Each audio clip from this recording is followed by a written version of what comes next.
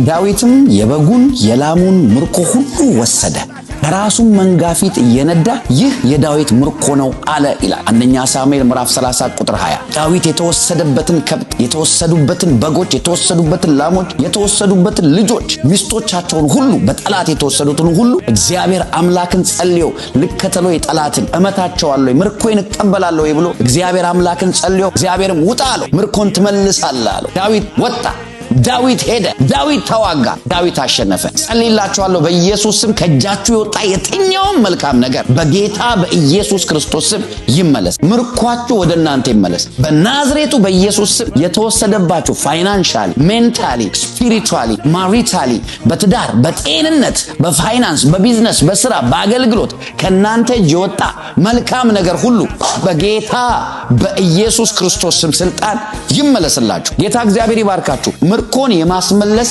ጾም ጸሎት ለ10 ቀናት እያደረግን የሚያልቀው በዚህ በፌብሩዋሪ ወር መጨረሻ ነው። 10 ዴይስ ነው። 28ኛው ፌብሩዋሪ ቀን 28 ላይ ያልቃል። ስለዚህ በዚህ ቅዳሜና እሁድ ምርኮን የማስመለስ ልዩ የትንቢት የጸሎት ምሽት አለ። ሊትራሊ እንጸልያለን። ሞር ጸሎት ነው የሚሆነው፣ ቃልና ጸሎት። ስለዚህ እግዚአብሔር አምላክ ምርኮን ይመልሳል ብላችሁ አንደኛ ጾማችንን ጆይን አድርጉ፣ ሁለተኛ ሲጄሲ ቨርጂኒያ አዲሱ የማምለኪያ ስፍራ ላይ እየመጣችሁ ከኛ ጋር በዚህ ጸሎት ኢንጌጅ እንድታረጉ እግዚአብሔር አምላክ ምርኳችሁን እንዲመልስ በእግዚአብሔር ፊት እንድትወድቁ እንደ ዳዊት ጸለየ፣ ምርኮ ተመለሰ። እግዚአብሔር ለሚጸልዩ ምርኮን ይመልሳል። በጌታ በኢየሱስ ክርስቶስ ስም እግዚአብሔር አምላክ ይፈርድላችኋል። እግዚአብሔር አምላክ ምርኳችሁን ይመልሳል። ሰዎች የጋበዛችሁ ሲጄሲ ቨርጂኒያ ስፕሪንግፊልድ አዲሱ የማምለኪያ ስፍራ ቅዳሜ 6 PM እሁድ ጠዋት 11 AM ቸርች እንገናኝ። ወዳችኋለሁ። በኢየሱስ ስም ምርኳችሁ ይመለስ። ይህን ቪዲዮ ኮፒ እያረጋችሁ ሼር እያረጋችሁ ላይክ እያረጋችሁ ለሰዎች እንዲደርስ አድርጉ። ቸርች እንገናኝ።